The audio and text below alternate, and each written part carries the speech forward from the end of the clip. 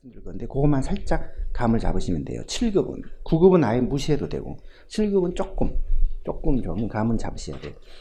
자, 그러면 먼저 1번 의의를 한번 보겠습니다. 괄호 2번.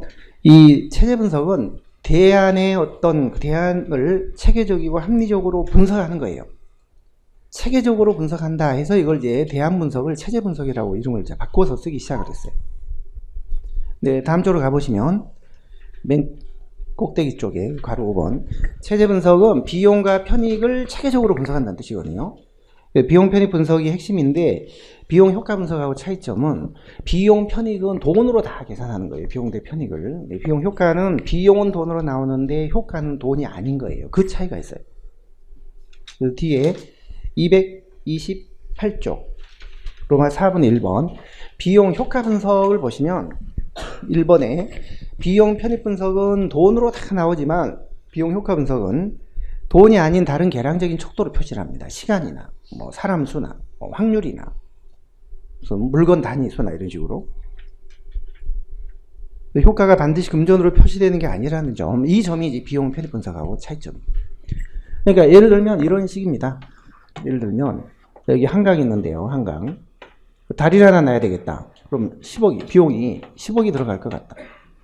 그러면 비용 10억을 들였을 때 효과가 얼마나 들을까요? 효과. 자, 여기에 사는 한 10만 명. 여기 사는 서울 시민 한 10만 명. 도합 20만 명의 서울 시민의 출퇴근 시간이 30분 정도 단축되는 효과가 있다. 이렇게 분석하면 서울시 시정개발연구원에서 다리 하나를 놨을 때 비용이 10억이 들어가고 효과는 20만 명의 서울 시민의 출퇴근 시간이 30분 단축되는 효과가 있다. 이렇게 분석하면 비용 효과 분석이에요. 그런데 이 경우에 문제가 해야 돼요, 말아야 돼요? 이 사업이 타당성이 있어요, 없어요? 요거가 이거보다 가치가 있는지 없는지를 비교할 수가 없잖아요. 이건 돈이고 이건 돈이 아니기 때문에 하나의 사업의 어떤 타당성을 따질 수가 없어요. 그래서 이거를 돈으로 다 많이 환산을 한다. 20만 명이 먼저 출근해서 회사 가서 일을 하면 10억 정도 부가가치가 창출이 되고 또 30분 빨리 퇴근해서 집에 와서 가사노동을 돌봐주면 어제 TV에도 뭐 가사노동 맞벌이 하면서도 가사노동 비율이 여성이 뭐 압도적으로 많다. 심지어는 뭐 자살 충동까지 느낀다고 보도가 되더라고요. 맞벌이를 하면 가사노동도 더 나눠서 해야 될 텐데 남자가 가사노동이 한 8%? 92%는 여자가 한대요. 지금 통계가 그렇대요. 그래서 가사노동 시간이 많을수록 살고 싶지 않은 자살 충동을 엄청 많이 느낀다고 통계가 발표가 되는데요.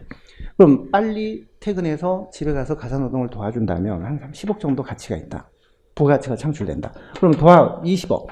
10억을 들여서 다리 하나를 지어서 20억의 편익이 생긴다면 이 사업은 해야 돼요, 말아야 돼요? 해야죠. 타당성이 있잖아요. 그렇기 때문에 비용 편익 분석은 돈으로 이걸 다 계산해 주니까 하나의 사업의 타당성을 다 따질 수가 있어요. 근데 비효 분석은 비용 효과 분석, 코스트 이펙티브니스 어널리시스는 그게 이제 불가능하다는. 그게 차이점이에요. 우선은 조금 더 구체적인 거는 이따가 좀 더 보기로 하고요. 앞으로 일단 넘어오겠습니다. 로마 3번에 비용 편익 분석이 이 비용 체제 분석의 가장 핵심인데, 공공사업의 경제적 타당성을 알아보기 위해서 두 번째 줄, 모든 대안이나 사업에 대한 비용과 편익을 체계적으로 비교 분석하는, 이게 바로 비용 편익 분석입니다.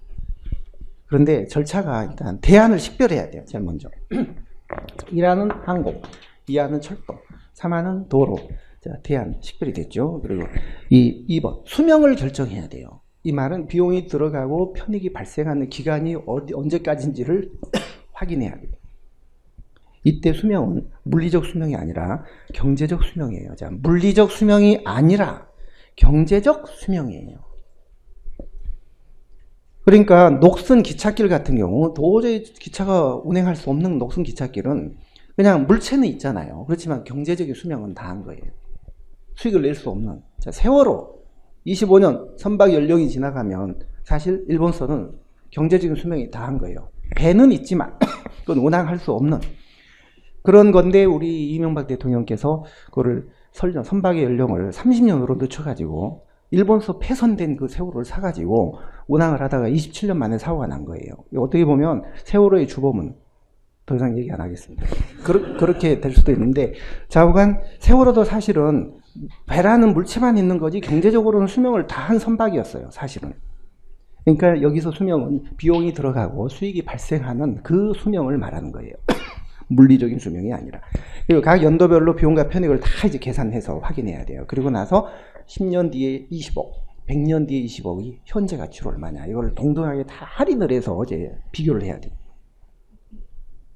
자, 그렇게 해서 이제 5번, 혹시 통제할 수 없는 변수, 그 파라미터라는 말은요, 통제 불능 외생 변수를 말합니다. 뭐 국제 유가라든지 환율이라든지 우리가 통제할 수 없잖아요.